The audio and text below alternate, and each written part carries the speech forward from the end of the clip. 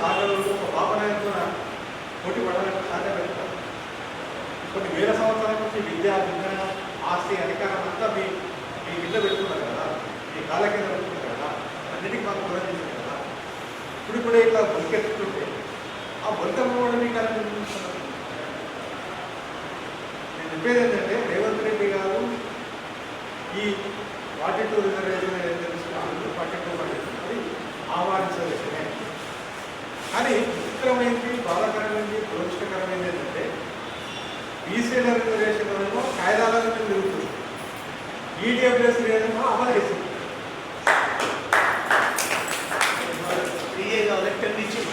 వాళ్ళకి 3 అంటే సార్, ఎందుకంటే అందరూ కూడా పేదలు ఉన్నారు కానీ కానీ 3% ఉన్నవారికేమో 10%, 60% ఉన్నవారికేమో 30% లేని కూడా చాలా ఆనందం పాల్గొంటారు.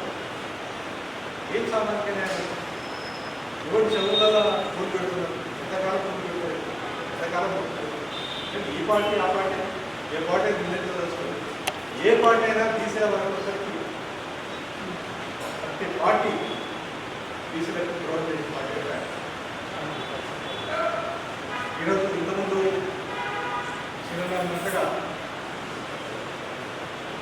అప్పటి పరిస్థితుల్లో ఈరోజు పార్టీతో చూపించే తప్ప బీసీల మీద లేకపోతే ఏ పార్టీ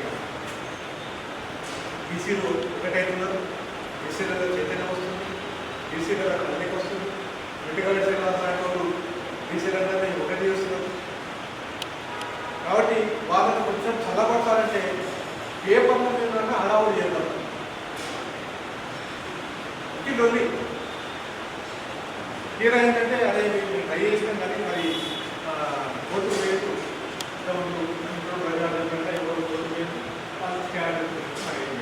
ఎందుకంటే సుప్రీంకోర్టు ఆల్రెడీ చెప్పింది 50% రిజర్వేషన్ ఇస్తారు. తెలంగాణ విషయంలోనే గతంలో సుప్రీంకోర్టు ఆర్డర్ ఇచ్చింది. కాబట్టి కూడా ఇదంతా కాదు. సమస్య ఎక్కడ ఉందంటే మనలో ఐక్యత ఉంటే అన్నీ సాధ్యపడదు. ఏముందా మన ఓట్లు వేసుకుంటే విచిత్రం ఏంటంటే నేను 33,000 సంవత్సరాలకి కోర్టులో పోయాను, అడ్వకేట్గా చేస్తున్నాను. చాలా కేసుల ఒక 50-60% కేసులలో మనోళ్ళు దైవభక్తులు దైవభక్తులు ఉంటారు, వచ్చి ఒట్టు పెట్టుకొని వస్తారు. దేవుడి మీద ప్రమాణం చేసి ఇచ్చగా చేస్తుందంటే ఇచ్చబద్దని చూస్తుంటాను. మన 3 సంవత్సరాలకు అంబేద్కర్ రాష్ట్రంలో చూసి పంటలు కళ్ళతో పట్టబోగాలంటే సూర్యుడు చూసిన విషయం పోలీసులు రాశారు. శుక్రనారాయణ అంటే దేవుడు మొత్తం చిక్కపాలు పోతాడు, దేవుడి మీద ప్రమాణం చేసి అంతా అబద్ధాలు చెప్తా, అబద్ధాలు చెప్పడానికి అంతా అబద్ధం. ఏం పడుతున్నాడు ఆడమేమో దేవుడి మీద ప్రమాణం చేసి అబద్ధం చెప్తావు, మొత్తం ఓవర్ కొడుతున్నా సీక్రెట్గా ఓటు తీసుకున్నప్పుడు మాత్రం అక్కడ ఓటు బయటపడుతున్నాడు. నీ ఓటు మనోడ బీసీ ఏంటంటే మళ్ళీ ఏదో లోపలే ఇదే పోలీసు ఇక్కడ మా వాడు ఇక్కడే ఓటు ఇక్కడెక్కడ పడతలు వెళ్తాం, ఇక్కడెక్కడ పడతలు ఉంటుంది. ఆ పడతల పోయేయాలి ఓటు ఏడు కంటే మనలో ఓటు మనకి ఎవరన్నా మన ఊళ్ళల్లో బీసీలో పడతారు. మన బీసీకి వేయకుండా అవతల పట్టణాన్ని అదే పట్టేలు ఏం చేస్తాడు, అదే రెడ్డి మనలాంటి ఒక 4 పెడతాడు, ఓ 2 ఫైనాన్స్ చేస్తాడు. అవసరం వస్తే నేను వాడే మనగాడ, ఆ చూడాలి మనగాడ చూడాడు అని ఫోన్ చెప్తాడు. వాడు ఎంగేజ్ చేస్తుంది. మన కార్లో మనం ఒకసారి మన హైకోర్టు అనేది నలుగురు బీసీ నిలబడారు అడ్వకేట్, ఇక్కడే రెడ్డి వాళ్ళు మొప్పటి అడ్వకేట్. అరే ఇట్లా అయిపోయిందని చెప్పేసి ఈసారి మన బీసీలందరూ కూడా ఇదే మాట్లాడుతాం. అరే ఈసారి మనం ఇక్కడే నిలబడమంటాం అని చెప్పి మాట్లాడుతూ ఇక్కడే నిలబడ్డాడు. 2 చూపిస్తూ ఉంటాయి. అంటే ఆ పొరపాటు కావాలి. ఇతరగా మన ఇంకా మాట్లాడుకోట్ల మన బీసీలే పట్టబడ్డాయి. మహనాడు జిల్లాలో వకీలు ఏంటంటే నేను నాన్న రాలేకున్నా వకీలు నల్ల కొట్టేసుకుంటాను వాడు మాట్లాడవుతున్నా వకీలంటే ఊర్లలో ఉండే గోచు పెట్టుకున్న ఉండేస్తున్న ఒక రైతు నష్టజీవి ఎంతో మేలు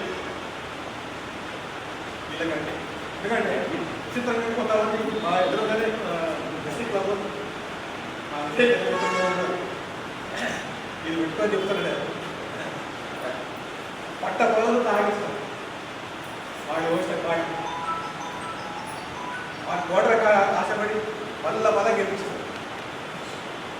కానీ రెడ్డి ఇప్పుడు 4 సార్లు 5 సార్లు గర్వకుండా మన యాక్సిడెంట్ అయితే మన గుజరాత్ గారు మన బీజేపీకి సంతకాలు పెట్టింది.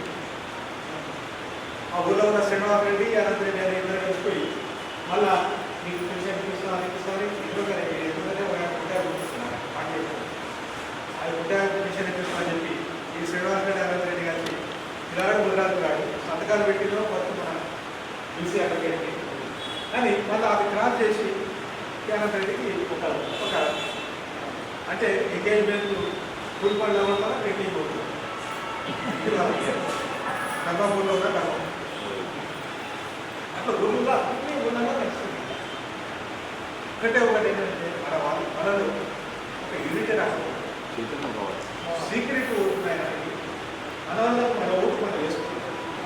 ఓటు మన వేసి సీట్లు మన సోదరు మీద చూడడం ఇక్కడ యుద్ధం చేయాల్సింది ఎవరైనా తుపాకి పట్టుకోవడం ఎవరు కొట్టనవసరం లేదు తినాల్సింది.